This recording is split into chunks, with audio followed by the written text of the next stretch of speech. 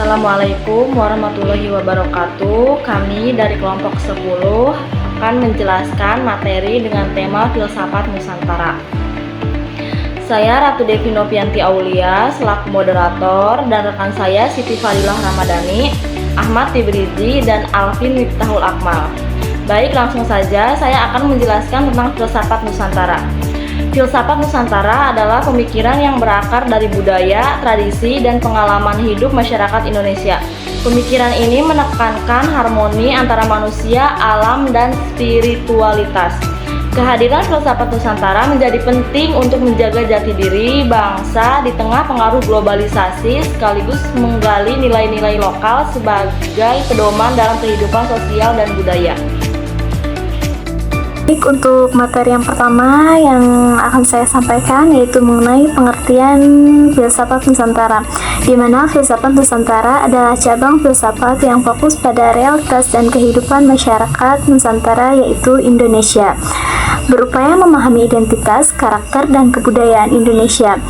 Objek kajiannya meliputi ontologi yaitu realitas dan keberadaan, epistemologis yaitu sumber dan cara memperoleh pengetahuan, aksiologis yaitu nilai moral, etika, dan religius, identitas dan kebudayaan yaitu memperkuat jati diri bangsa, serta praksi sosial dan historis yaitu refleksi sejarah dan dinamika kehidupan bermasyarakat. Saya di sini akan menjelaskan hubungan filsafat dan kebudayaan. Jadi filsafat memberikan landasan konseptual, reflektif, dan kritis bagi kebudayaan, yang artinya filsafat membantu masyarakat memahami makna dari kebiasaan seperti adat dan nilai-nilai yang budaya mereka jalani. Nah, kebudayaan juga menyediakan peluang hidup bagi filsafat untuk diuji dan diwujudkan secara nyata. Nah, jadi nilai-nilai filsafat diwujudkan melalui praktek budaya dalam kehidupan nyata. Tanpa kebudayaan, filsafat hanya menjadi gagasan abstrak yang tidak membumi. Nah, selanjutnya yaitu filsafat membantu dan memahami dan mengarahkan kebudayaan agar membentuk konteks dengan kemanusiaan, sedangkan kebudayaan membentuk konteks historis dan sosial bagi perkembangan filsafat. Nah, jadi filsafat juga berperan dalam mengarahkan kebudayaan agar tetap sesuai dengan nilai kemanusiaan, sementara kebudayaan membentuk konteks historis dan sosial bagi perkembangan filsafat. Nah, jadi hubungan ini menunjukkan bahwa filsafat dan kebudayaan tidak dapat dipisahkan, tetapi saling menguatkan dan melengkapi. Baik, saya di sini akan menjelaskan sejarah filsafat Nusantara. Nah, jadi filsafat Nusantara ini muncul dari proses yang panjang perjalanan sejarah masyarakat di Kepulauan Nusantara, berkembang dari kehidupan sehari-hari, adat, kepercayaan, dan percampuran budaya selama ribuan tahun. Nah, awalnya disebut filsafat Indonesia, namun kemudian diganti menjadi filsafat Nusantara karena lebih mencakup filsafat lokal yang eksis sebelum Indonesia eksis. Nah, istilah Nusantara ini mencerminkan keberadaan pemikiran lokal yang sudah ada jauh sebelum Indonesia terbentuk sebagai negara. Dengan demikian, filsafat Nusantara ini bukan hasil adopsi dari filsafat Barat semata, melainkan hasil refleksi masyarakat Nusantara terhadap kehidupannya sendiri. Nah, itu yang saya bisa sampaikan dan jelaskan. Selanjutnya ke pemateri selanjutnya, dipersilakan. Selanjutnya saya akan menjelaskan mengenai pengaruh kepercayaan dalam filsafat Nusantara, atau bisa disebut dengan agama. Yang pertama itu kan adanya kepercayaan lokal. Saja sih mengenai kepercayaan lokal ini. Di sini kan ada dinamisme dan saja 3 poin itu dari kepercayaan. Animisme dan dinamisme ini bahwasannya adalah kepercayaan yang memiliki jiwa dan kekuatan gaib, yang mana hal tersebut ini bisa membentuk pandangan filsafat yang kosmosentris, di mana manusia harus hidup selaras dengan alam. Jadi bisa kita katakan manusia ini harus bisa hidup atau menyatu dengan alamnya sendiri. Dan selanjutnya dari kepercayaan lokal ini ada yang namanya roh leluhur. Nah, apa sih roh leluhur ini? Roh leluhur ini yaitu menitik atau mengedepankan pada penghormatan kepada pendahulu atau kepada kayak nenek moyangnya pada zaman dahulu gitu ya. Nah, roh leluhur ini melahirkan nilai bakti dan silsilah keluarga yang kuat dalam tatanan sosial. Jadi maksudnya itu roh leluhur ini suatu manusia yang percaya akan nenek moyangnya yang dulu gitu ya, supaya suatu keluarga itu menjadi kuat. Selanjutnya adanya Hindu Buddha. Nah, di sini Hindu Buddha ini ada karma, reinkarnasi, dan tatuamasi.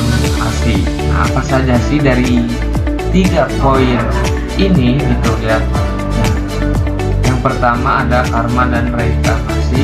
Nah, apa saja gitu. Karma dan reinkarnasi ini mengajarkan bahwa setiap tindakan memiliki konsekuensinya. Hal ini juga bisa membentuk pola pikir manusia yang lebih bertanggung jawab akan perilakunya gitu ya. Jadi dalam artian karma dan reinkarnasi ini mengajarkan kita supaya lebih memiliki rasa tanggung jawab yang tinggi gitu ya. Kurang lebih seperti itu mengenai karma dan reinkarnasi. Yang terakhir, yang ketiga ini ada tatuamasi. Apa sih dari tatuamasi ini?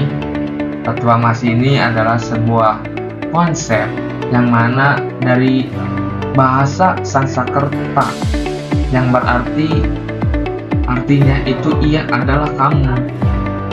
Maksudnya itu dari segi filsafat Nusantara ini bisa kita artikan sebagai bentuk simpati atau rasa syukur yang tinggi gitu. Selain itu, rasa tatuamasi ini bisa kepada orang lain yang sama saja dengan menyakiti dirinya sendiri. Jadi kayak bisa dikatakan kayak menyakiti orang lain, akan tetapi orang itu juga bisa disakiti gitu dengan dirinya sendiri, kurang lebih seperti itu. Selanjutnya yang ketiga ini dari pengaruh kepercayaan dan agama dalam filsafat Nusantara ini adanya agama Islam.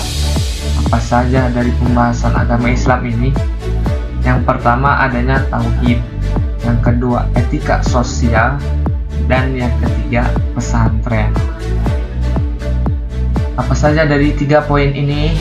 Yang pertama tauhid. Tauhid ini bisa menekankan pada keesaan Tuhan, yang mana tauhid ini bisa menggeser pandangan politisme menuju monoteisme yang kokoh atau yang lebih baik atau yang lebih maju gitu ya, bisa diartikan. Yang kedua adanya etika sosial dan pesantren. Apa sih etika sosial dan pesantren itu?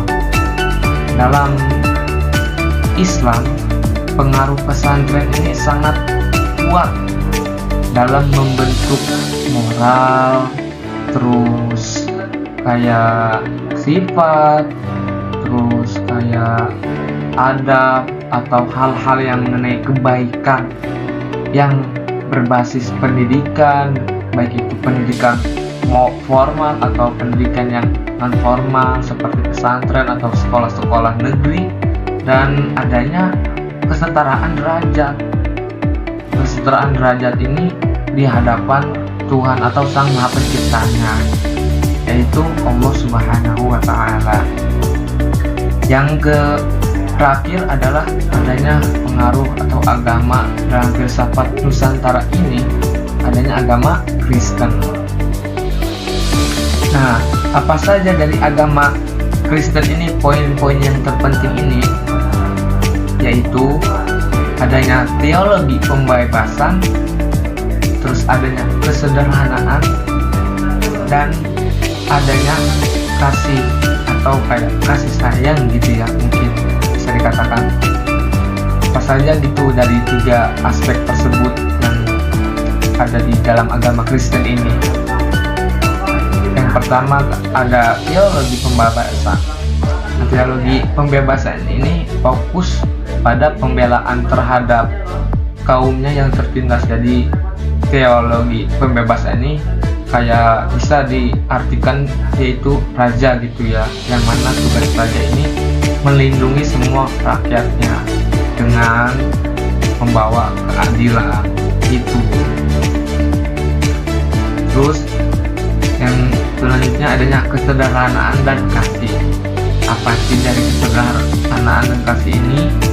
Yaitu kita sebagai manusia atau makhluk hidup harus memiliki rasa kasih sayang dan hidup sederhana, atau tidak boleh memiliki rasa hawa nafsu yang berlebihan gitu, atau dalam bahasa kita mah tamak atau rakus gitu ya, bisa dikatakan seperti itu.